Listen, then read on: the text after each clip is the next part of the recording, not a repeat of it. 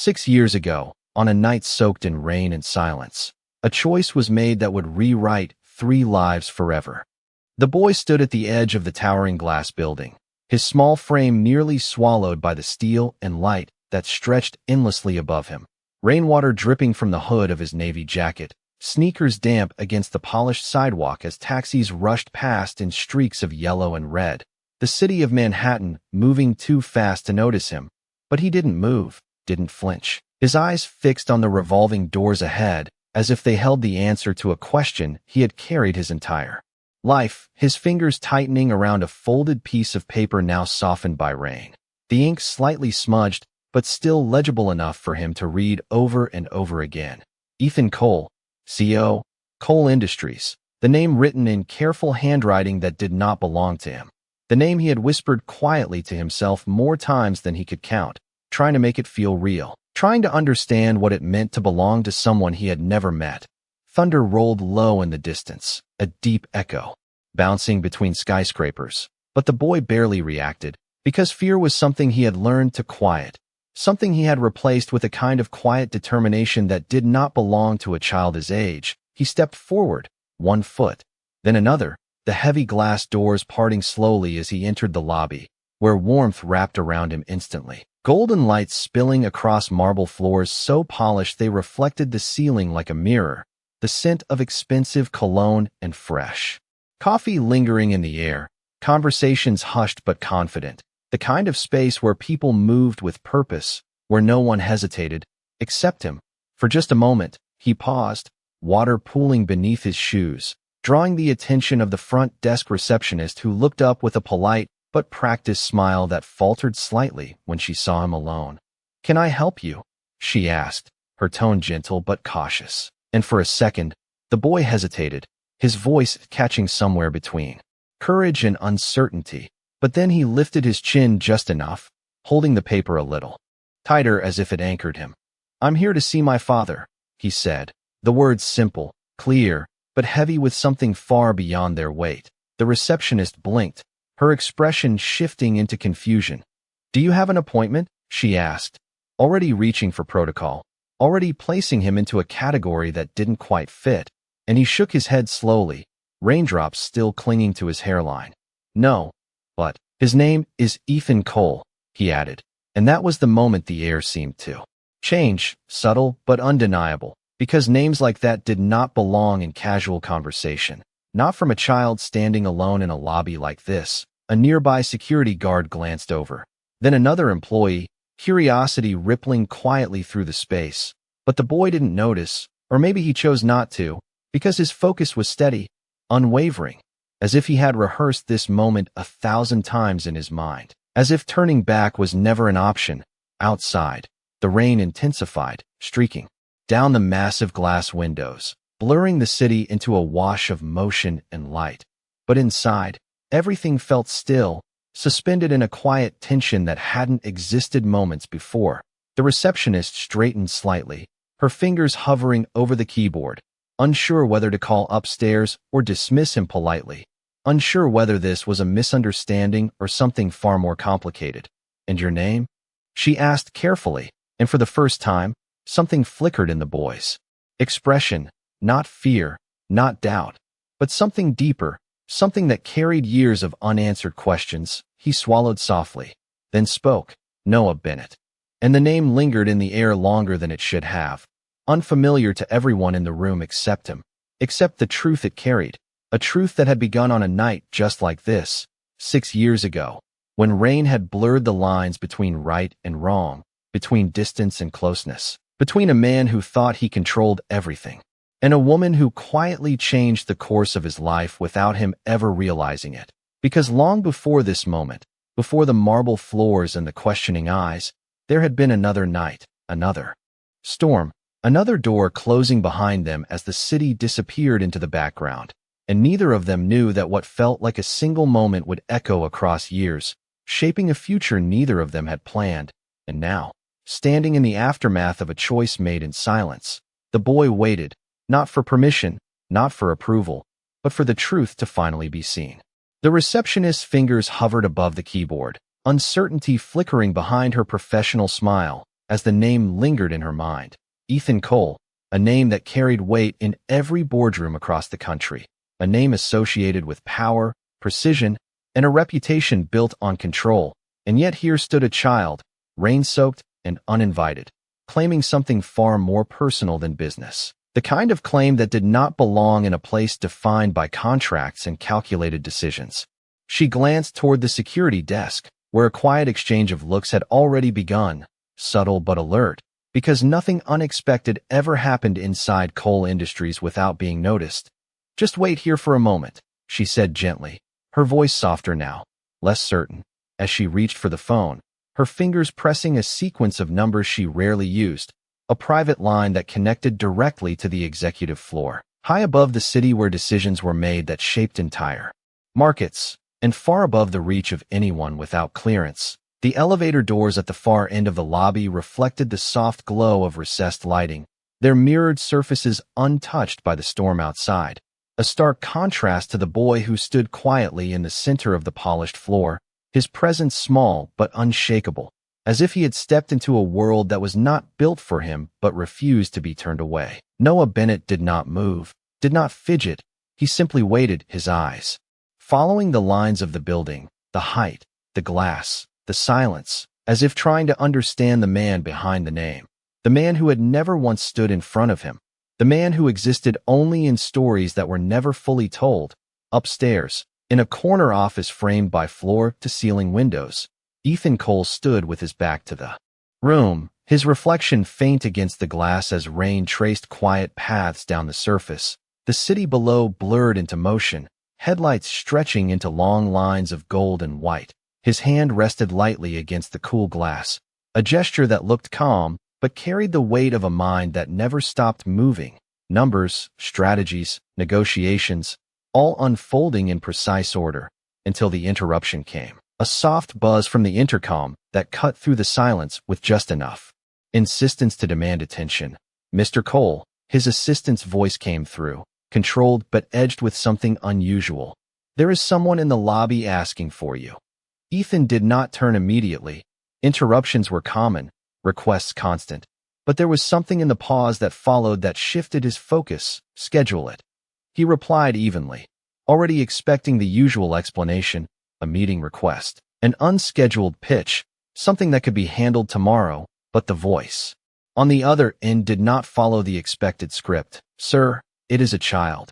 The words settled into the room differently, unexpected, almost out of place, and Ethan's reflection stilled, just for a second, before he turned slightly, his expression unreadable, and he asked, his tone measured, controlled, but his attention now fully captured. "He says he is here to see his father." Another pause, longer this time, as if the building itself was holding its breath. "He gave your name." The silence that followed was not empty. It was sharp, precise, cutting through layers of certainty that Ethan had spent years constructing. His jaw tightened almost imperceptibly, his mind already moving through possibilities, mistakes, coincidences, misunderstandings, anything but what the implication suggested, because his life was structured, deliberate, nothing left to chance, especially not something like this. "What is his name?" he asked finally, his voice lower now, quieter, as if the answer mattered more than he was willing to show. "Noah Bennett."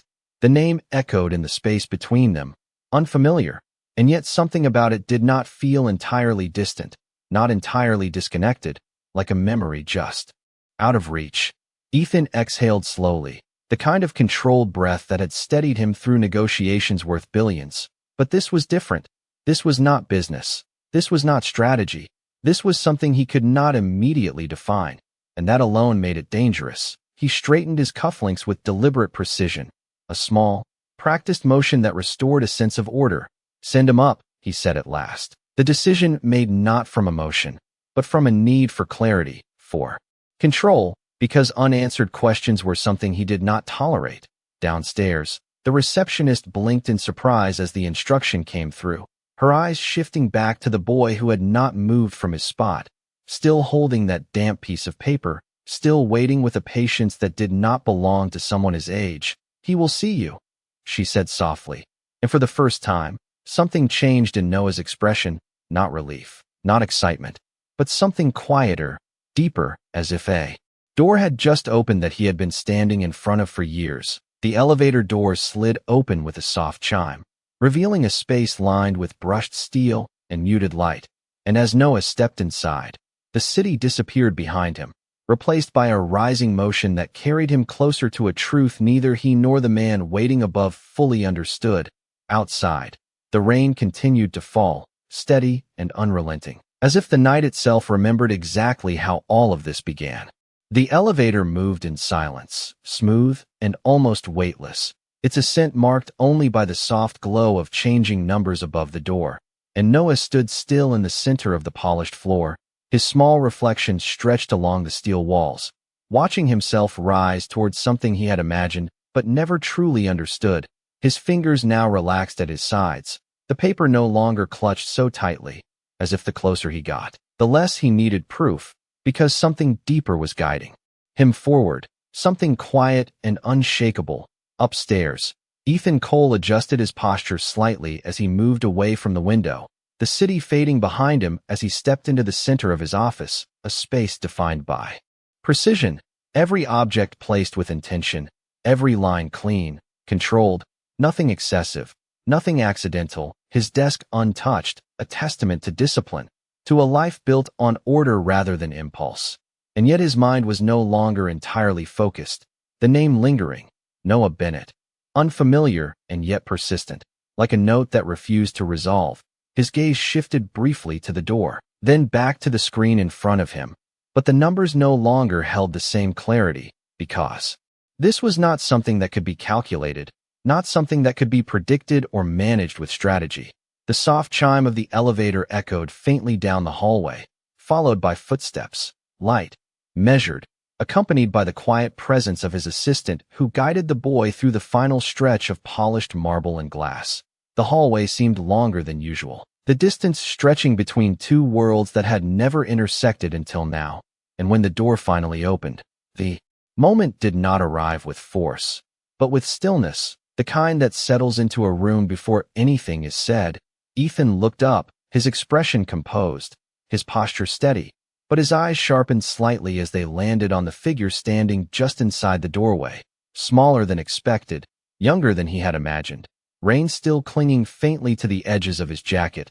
But it was not the appearance that held his attention. It was the presence, the quiet certainty in the boy's stance, the way he did not shrink under the weight of the room, did not seem overwhelmed by the scale of it all. "Leave us," Ethan said calmly, his voice even, and the door closed softly behind them, sealing the space in a silence that felt deliberate, almost measured. For a brief second, neither of them spoke. They simply looked at each other, two strangers connected by a possibility neither had yet named out loud. Ethan gestured slightly toward the chair across from his desk, a small motion, controlled. "Sit," he said, not unkind, but not warm either, and Noah obeyed without hesitation, climbing onto the chair with quiet composure, his feet not quite reaching the floor, but his posture straight, his gaze steady, meeting Ethan's without fear. And that was the first thing that unsettled him, not the claim, not the situation, but the absence of fear, because in this room, in this presence, most people hesitated, most people adjusted themselves, but this child did not. "You asked to see me," Ethan began, his tone professional, as if conducting a meeting, as if structure could contain what was unfolding. "Yes," Noah replied simply, his voice clear, unshaken, and Ethan studied him more closely now. The shape of his features, the quiet intelligence in his eyes, something familiar flickering just beneath the surface, something that did not belong to coincidence. "Do you know who I am?" Ethan asked, a question that carried more weight than its simplicity suggested, and Noah nodded once. "You are Ethan Cole," he said, not with awe, not with admiration, but with recognition, as if the name had always existed in his world, just out of reach. Ethan leaned back slightly, his fingers resting together, a habitual gesture when processing information. "And you believe I am your father," he said, not as a question, but as a statement to be examined, tested, and Noah did not look away, did not hesitate. "My mom said you would understand one day," he answered, and that was the moment something shifted, subtle but undeniable. Because this was no longer a random claim, no longer an isolated event. There was history here, unseen, unspoken, but real. Your mother, Ethan repeated, his voice quieter now, less controlled. What is her name? And Noah's answer came without pause, without doubt. Amara Bennett. The name landed in the room like a memory breaking through glass, sudden, sharp, impossible to ignore. And for the first time since this began, Ethan's composure faltered, not visibly to anyone else, but within, where something long buried stirred beneath layers of control. A night, a storm, a woman whose presence had once disrupted the careful balance of his world, a memory he had chosen to close, to file away as something temporary, something that did not define him. And yet here it was, standing in front of him, not as a memory, but as a living truth. Noah watched him closely, not searching for approval, not waiting for validation, but observing, as if he already understood something Ethan had yet to accept. Outside, the rain continued to fall against the glass, steady, unrelenting, echoing a past that had never truly disappeared, only waited for the moment it would be seen again. The name did not fade after it was spoken. It stayed in the room, lingering between them like something unfinished, something that had waited years for this exact moment to be acknowledged, and Ethan felt it settle deeper than he expected, not as a shock, but as a recognition he could not immediately deny. Amara Bennett. He repeated silently, the syllables pulling at a memory he had long ago decided was closed, contained, irrelevant to the life he had built afterward. Yet the image came back, with unsettling clarity, a hotel window streaked with rain, the soft glow of city lights bending through glass, the quiet tension of a night that had felt suspended outside of time, a moment he had categorized as temporary, controlled, something that ended when morning came, because that was how he operated. Everything had a beginning, a purpose, and an end. But now that certainty fractured in ways he could not immediately repair, his gaze returned to the boy sitting across from him, studying him again, not just as a stranger making a claim, but as a possibility that demanded to be examined more closely. The shape of his eyes, the calm steadiness, the way he held himself without apology. It was subtle, but it was there, a reflection not of appearance alone, but of something deeper, something familiar in the way he observed the world, as if he had already learned to process things quietly before speaking. Ethan's fingers pressed lightly together, a habit he relied on when recalibrating, when something unexpected entered his controlled environment. Where is your mother now? He asked, his voice measured, but no longer entirely detached, and Noah answered without hesitation. She did not come, he said, his tone simple, but layered with something that suggested this had been his decision, not hers, and that detail shifted something else inside Ethan, because it meant intention. It meant this was not an accident, not a misunderstanding brought forward by someone else. This was a choice made by the boy himself. She does not know you are here, Ethan said, more as a statement than a question, and Noah shook his head slightly, his gaze lowering for just a second before returning. She would not want me to come, he admitted quietly, and the honesty in that answer carried more weight than anything rehearsed ever could. Ethan leaned back slightly, absorbing that, because it revealed more than words alone. It revealed restraint, protection, a boundary that had been respected until now. Then why did you come? Ethan asked, and this time, Noah paused, not because he did not have an answer, but because he chose his words carefully, the same way someone older might, someone who understood that certain truths could not be taken back once spoken. Because I wanted to see if you were real, he said finally, and the simplicity of that sentence landed with a quiet force that no accusation could match.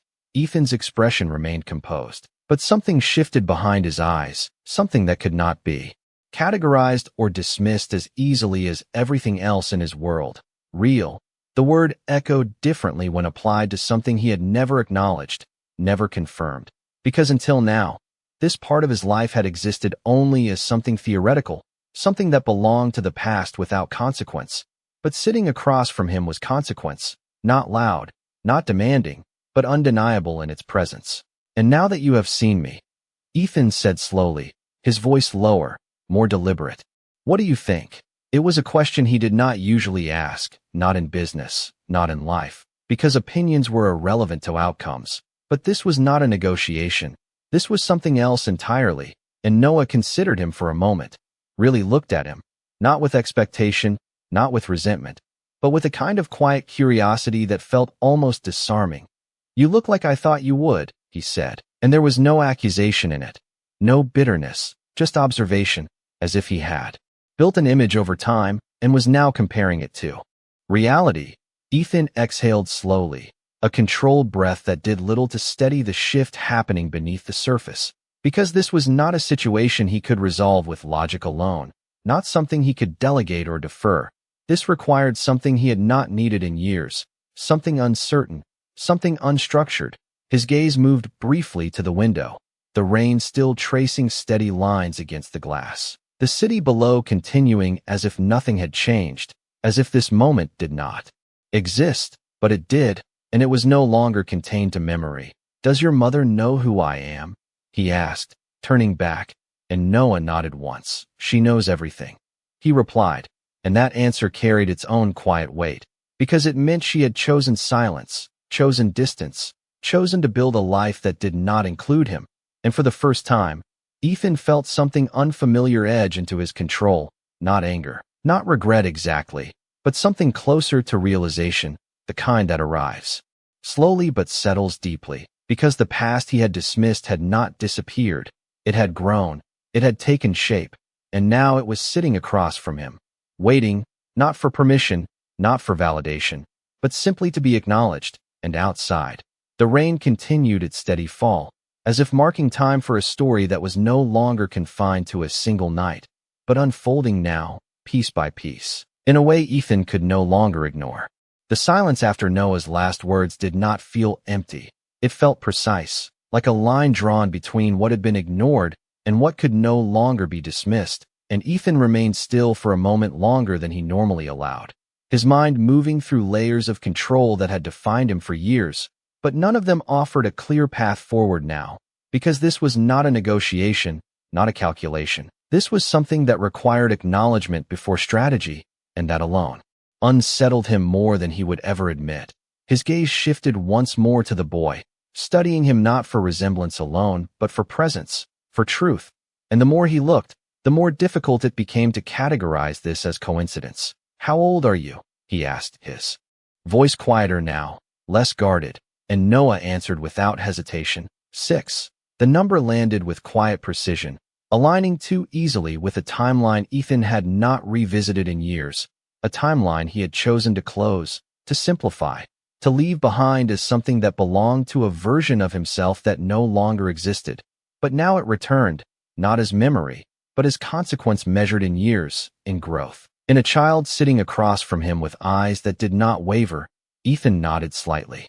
A small acknowledgement, his mind already tracing the sequence, the night, the morning after, the silence that followed, the absence of any message, any claim, any attempt to connect what had happened to anything beyond that moment. And he had accepted that silence as confirmation, as closure, because that was what made sense in his world. But now he understood something else entirely. Silence had not meant absence. It had meant choice, and that realization settled differently, deeper, because it suggested a decision made without him, a life built without his involvement. "What is your life like?" he asked, the question unexpected even to himself. And Noah considered it for a second, not because he did not know the answer, but because he seemed to understand that the question was larger than it sounded. "It is good," he said simply, and there was no exaggeration, no attempt to impress, just a quiet certainty. "My mom works a lot, but she always comes home, and we have dinner together. And she reads to me before I sleep." The details were small, ordinary, but they carried a weight that filled the room in a way no financial report ever could.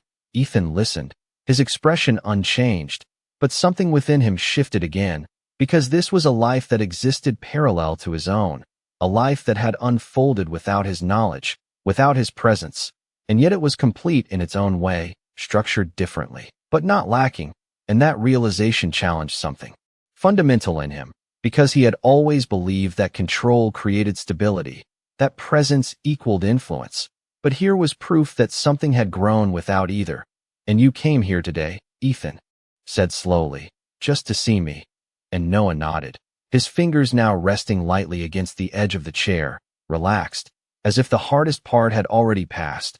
I wanted to know if you would look at me, he said, and that sentence, quiet as it was, carried a clarity that cut through everything else, because it was not about recognition, not about claims or expectations. It was about something far simpler, far more human. The act of being seen. Ethan exhaled again, slower this time, his control still intact, but no longer absolute, because this moment required something beyond it, something he had not needed to access in years. His gaze softened just slightly, not enough to be obvious, but enough to shift the tone of the room. I am looking at you, he said, and the words were steady, but they held more weight than any agreement he had ever signed. Noah held his gaze for a second longer, then nodded, as if that alone answered something he had carried with him. Outside the window, the rain had begun to ease, the steady rhythm softening into something lighter, less relentless, as if the storm itself was beginning to move on. And inside the office, the air felt different, not resolved, not complete, but no longer held in the same tension as before. Will you tell my mom that I came? Noah asked after a moment, his voice calm, not afraid of the answer, just curious. And Ethan paused, not because he did not know what to say, but because he understood that this answer would shape what came next, not just for the boy, but for himself. No, he said finally, his tone even, but firm in a different way than before. I will tell her myself. And that decision settled into the room with a quiet finality, because it was the first step he had taken that was not about control, not about distance, but about acknowledgement, about stepping into something he had not planned. And Noah watched him carefully, then gave a small nod, as if accepting that answer without question, as if trusting that something had shifted, something real. And for the first time since this began, Ethan did not look away. The decision did not echo loudly. It settled into the space with a quiet permanence, as if something unseen had shifted direction. And for a brief moment, neither of them spoke, because there was nothing immediate to fill that silence with. No rehearsed words, no structured outcome, just the awareness that something had begun that could not be undone. Ethan moved first, not abruptly, but with the same controlled precision that defined every action in his life. He stood from behind the desk and walked toward the window, his reflection briefly overlapping with the fading rain outside. The city now clearer, the storm softening into scattered droplets that traced slower paths down the glass. And he watched it, not because the view had changed, but because he needed a moment to recalibrate, to align this new reality with the framework he had built for himself. But it did not align, not easily, and that realization lingered, subtle but persistent. Behind him, Noah remained seated, his small figure steady against the scale of the office, his eyes following Ethan's movement, not with anxiety, but with quiet attention, as if he understood that this moment required space, not pressure. And that understanding, that patience, unsettled Ethan more than any demand could have, because it reflected something he recognized, not from the present, but from a memory he had not revisited in years, a woman who had once stood in front of him with the same quiet strength, the same refusal to force what did not need to be forced. Amara had never demanded anything. Not that night, not the morning after, not in the silence that followed. And now he understood that her silence had not been absence. It had been intention, a decision to walk away without negotiation, without dependency. And that realization settled deeper than anything Noah had said. Ethan turned back slowly, his gaze returning to the boy, studying him again, not just as a possibility, but as a continuation of something he had not fully acknowledged until now. Who brought you here? He asked, his tone steady, but no longer distant. And Noah shook his head slightly. I took the train, he said, and the simplicity of that answer carried an independence that did not match his age. My mom lets me go to school by myself sometimes, and I know how to read the signs, he added, not as justification, but as explanation. And Ethan absorbed that quietly, the image forming in his mind, a 6-year-old navigating the city alone, not recklessly, but with intention, with understanding. And something about that stirred a response he had not expected, not concern in the way others might define it, but a recognition of resilience, of capability shaped by circumstance rather than privilege. You came all this way, Ethan said, more to himself than to Noah, and Noah nodded once. I wanted to see you before I got older, he replied, and the phrasing caught Ethan's attention because it carried an awareness of time that did not belong to a child, as if Noah understood that moments like this had weight, that they changed depending on when they were faced. Ethan walked back toward the desk, his movements slower now, less mechanical, as if he was no longer operating entirely on instinct. Do you think I would not want to see you later? He asked, and Noah paused, his gaze lowering for just a fraction of a second before lifting again. I do not know, he said honestly, and there was no accusation in it, just uncertainty, the kind that comes from absence rather than rejection, and that distinction mattered more than Ethan expected because it meant the space between them had not been defined by conflict, but by distance, by something left unspoken rather than something broken, and that was harder to dismiss, harder to repair. Ethan rested his hand lightly against the edge of the desk, grounding himself in something familiar, something solid, but even that felt different now, because the structure he relied on did not account for this, did not offer a clear path forward. You said your mother would not want you to come, he said, returning to that detail, and Noah nodded again. She said some things are better left alone, he explained, his voice soft but certain. But I did not think this should be one of them. And the clarity of that belief settled into the room, not loud, not defiant, but firm, as if it had been carefully considered, and Ethan found himself holding that thought longer than expected, because it mirrored something he had avoided, something he had chosen not to question, and now it stood in front of him, spoken by a child who had decided differently. Outside, the rain had nearly stopped, the city lights reflecting clearly now against the glass, sharp and defined, no longer blurred by movement, and inside, the space between them felt different, not resolved, but clearer, as if the outlines of something new were beginning to take shape. You should not have come alone, Ethan said finally, his voice steady, but carrying a different weight than before, not reprimand, not control, but acknowledgement of something that mattered, and Noah tilted his head slightly, considering that. Would it have made a difference? He asked, and the question, simple as it was, held a quiet truth, because the outcome had already changed something, already shifted something that could not be undone. Ethan did not answer immediately, because for the first time, he did not have a response that fit neatly into certainty, and that silence, that hesitation, spoke more than anything else he could have said, because it marked the exact moment where control ended and something real began. The question did not demand an answer. It lingered instead, suspended in the quiet space between them, and Ethan remained still for a moment longer than usual, his mind moving not toward resolution, but toward recognition, because for the first time in years, he was standing in a moment he could not control, and that realization did not weaken him. It revealed something he had long avoided. The limits of certainty when faced with something real. His gaze lowered slightly, not in avoidance, but in thought, and when he looked back at Noah, there was a subtle shift, not dramatic, not visible to anyone else, but present, a fraction softer, a fraction more open. Yes, he said finally, his voice steady but no longer distant. It would have made a difference, and the honesty of that answer settled differently, because it was not calculated, it was not shaped to achieve an outcome, it was simply true.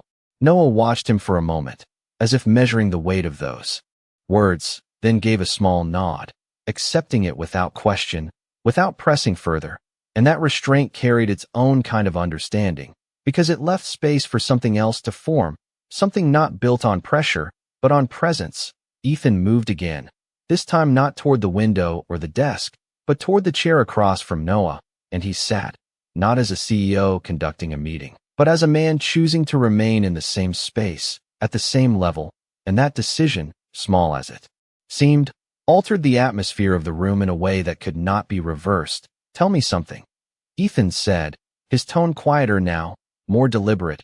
What do you like? The question was unexpected, even to himself, because it did not serve a purpose beyond understanding, and Noah tilted his head slightly, considering it. I like building things, he said after a moment, with blocks or anything I can find. I like making them taller each time. and there was a quiet pride in his voice, not loud, not exaggerated, just present. Ethan nodded slowly, the image forming in his mind, structures built piece by piece, tested, adjusted, strengthened, the same principles he had applied to his entire empire.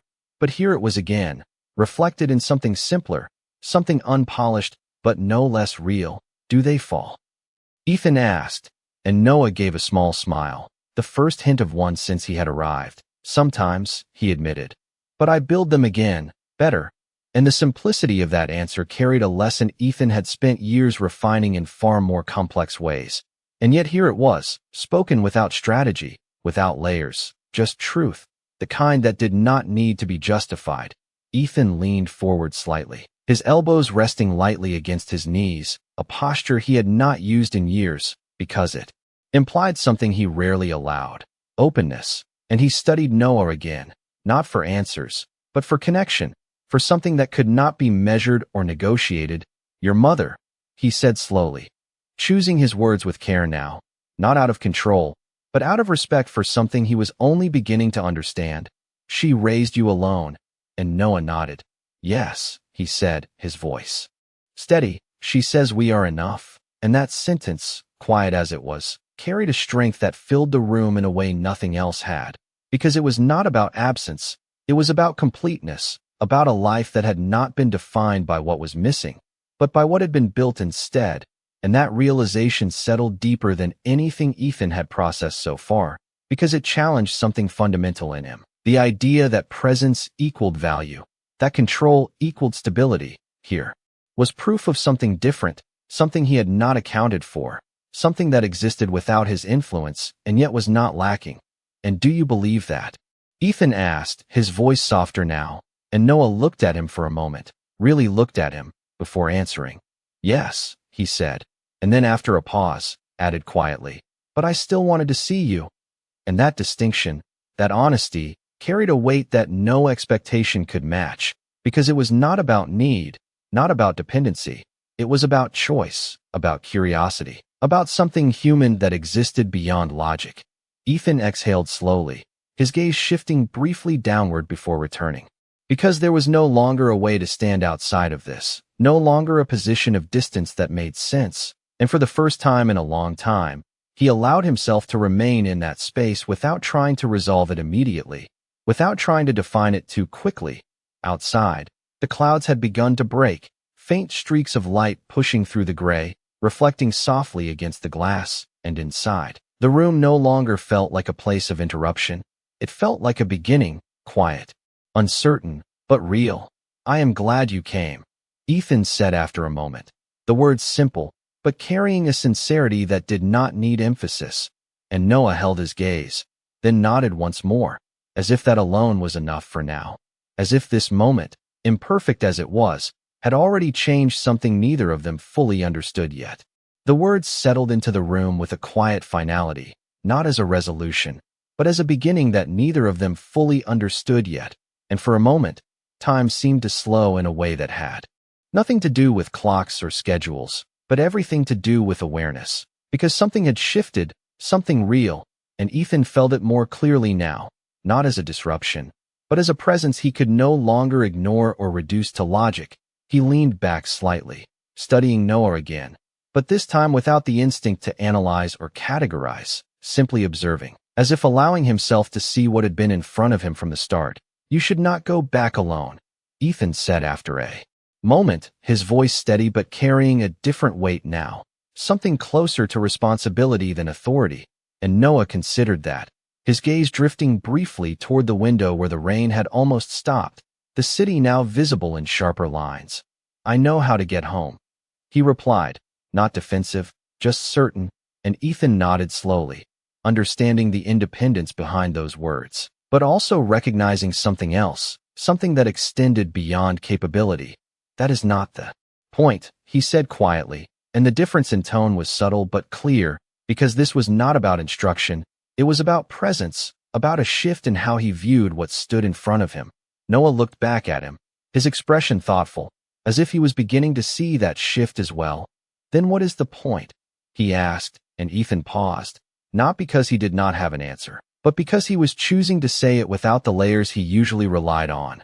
The point is that you should not have to do things like this alone, he said finally, and the simplicity of that statement carried more meaning than anything more complex ever could, because it was not about control, it was about acknowledgement, about stepping into something that had existed without him, and Noah absorbed that quietly, his fingers now resting loosely against the edge of the chair, his posture relaxed but attentive. My mom says being alone is not always a bad thing, he said after a moment, and there was no contradiction in his tone, just perspective.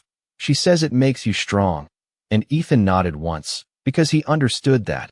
He had built his entire life on that principle, on strength, on independence, on the idea that reliance created vulnerability. But now he was seeing the other side of that truth, the part that did not fit as neatly into his understanding. She is right, Ethan said, his voice even. But that does not mean you should have to prove it all the time. And that distinction settled into the space between them, not as correction, but as addition, as something new being introduced into a belief that had been complete until now.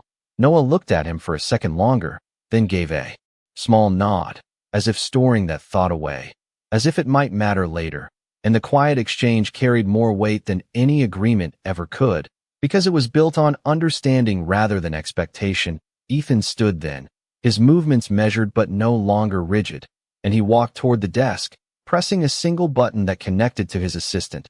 "Cancel my afternoon meetings," he said, his tone calm but final. And there was a brief pause on the other end, a hesitation that would not have existed on any other day. But the instruction was acknowledged without question, because that was the nature of his authority. And yet this decision had not come from that place. It had come from somewhere else entirely, somewhere less defined but no less certain. He turned back to Noah. "You will come with me," he said, not as a command, but as a decision that included him rather than directed him. And Noah blinked once, processing that. "Where?" he asked, and Ethan allowed himself the smallest pause, not because he did not know, but because the answer mattered more than usual. "To see your mother," he said, and the words carried a weight that shifted the entire direction of what was happening, because this was no longer contained to this room, no longer limited to this conversation. This was moving forward into something that could not be undone. Noah's eyes widened just slightly, not with fear, but with something closer to anticipation, to the recognition that this moment was expanding beyond what he had expected. "She will not be ready," he said quietly, and Ethan met his gaze, steady, certain, but different now. "Neither am I," he replied, and the honesty of that admission settled into the space with a quiet strength that did not need to be reinforced, because it was real, because it acknowledged uncertainty without stepping away from it. And that alone marked a shift in everything. Outside, the last drops of rain slid down the glass, the storm finally passing, leaving behind a city that looked unchanged on the surface, but felt different in the way light reflected against it, clearer, sharper, as if something had been washed away, and inside, the same quiet transformation was taking place, not dramatic, not complete, but undeniable, because for the first time in years, Ethan Cole was not controlling the direction of his life, he was stepping into it. The drive through the city did not feel like movement, it felt like transition, as if each passing block marked the quiet unfolding of something that had already begun long before this moment. And Ethan sat in the back seat beside Noah, the space between them no longer defined by distance, but not yet fully bridged, the sound of the tires against the wet pavement steady and low, the remnants of the storm still clinging to the streets, reflecting the city lights in long, shimmering lines, and neither of them spoke at first, because there was no urgency to fill the silence, no need to rush what was already in motion. Noah watched the world outside the window, his small reflection layered over the moving lights, while Ethan watched him, not constantly, not obviously, but in brief, measured glances, as if confirming that this was real, that this was not something that would dissolve the moment. He looked away. "Does she work late today?" Ethan asked after a while, his voice quiet, almost blending into the hum of the car, and Noah nodded slightly. "She gets home around 6, he said, checking the small digital watch on his wrist, as if time had become more important now. "We still have time." And Ethan absorbed that, Not just the words, but the certainty behind them. The structure of a life built on routine, on presence, on small, consistent moments that held everything together. Something he had never valued in the same way. Something he was only beginning to understand now. The car turned onto a quieter street. The buildings shifting from glass towers to brick facades, from corporate precision to lived-in warmth. And when it finally stopped, there was no grand entrance, no statement of status, just a simple building, clean, modest, real.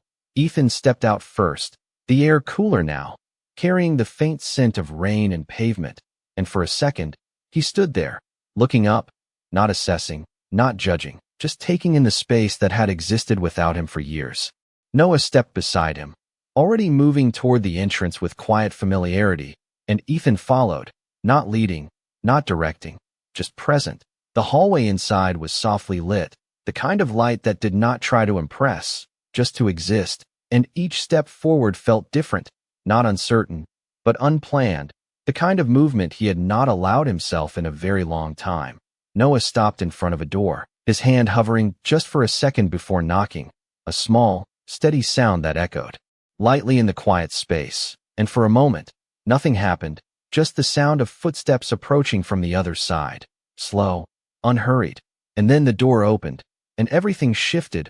Amara Bennett stood there, framed by warm light, her expression calm at first, unaware, her eyes moving to Noah with immediate recognition, then past him, and that was when the moment changed, not loudly, not dramatically, but completely. Her breath caught, just slightly, her posture still, as if time had paused for her alone, and Ethan felt it, the exact point where the past and present collided, not in chaos, but in clarity, because she looked exactly as he remembered and entirely different at the same time, stronger, steadier, her presence no longer defined by the quiet uncertainty of that night, but by something built over years, something intentional, something that did not require him.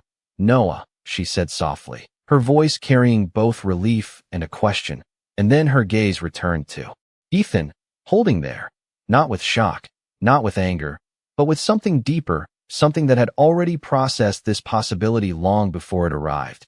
"You should not have come alone," she added gently.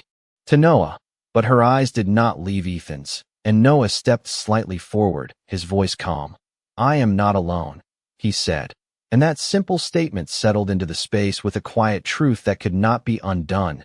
Ethan met her gaze, not with the control he was known for, not with the distance he had relied on, but with something else, something unfamiliar but steady. "I did not know," he said, the words direct, unembellished, carrying no defense, no justification, just acknowledgement, and Amara studied him for a moment, her expression unreadable to anyone who did not understand the depth behind it. Then she nodded once, a small, measured motion. "I know," she replied, and there was no accusation in it, no bitterness, just acceptance of what had been, and what had not been. The silence that followed was not empty. It was full, layered with years that had passed without this moment, and now that it had arrived, it did not demand resolution. It simply existed, waiting. "He wanted to see you," she said after a moment, her voice steady, and Ethan glanced briefly at Noah, then back at her. "And I am glad he did," he answered, and the sincerity in his tone did not need to be proven, because it was evident in the way he stood there, no longer outside of this life, no longer separate from it, but not yet fully part of it either, just present, just real. And Amara's gaze softened slightly, not in surrender, not in acceptance, but in recognition, because she could see it too. The shift, the difference, the beginning of something that had not existed before. Noah looked between them, quiet, observant, as if he understood that this moment was not about immediate answers, but about something slower, something that would take time to unfold. And outside, the city moved on, unchanged, the rain gone, the streets drying. But inside that small doorway, something had already changed,